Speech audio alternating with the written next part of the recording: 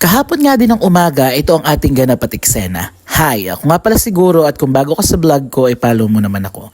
Nakita nyo nga diyan na kinuha ko yung solar Christmas light nila ate Matagal na din iyon sa puno nila at hindi na din naman nakikita.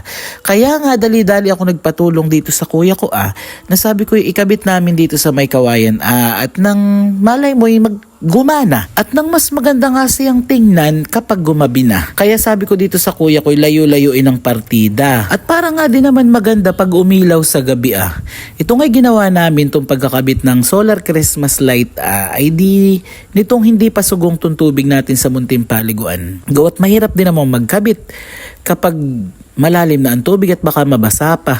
Ay panoodin mo din sa huli ng video natin at nadidiyan ang pag-ilaw na ito Adi kaya dinere-diretso na namin ang pagkakabit ng solar Christmas light at nang matistingan nga mamayang gabi na. Ay kung inyong mapapansin ay medyo mataas nga naman talaga tong kawayan Kaya ginamitan na ng panungkit at nang mailagay din namin dito sa may puno mismo.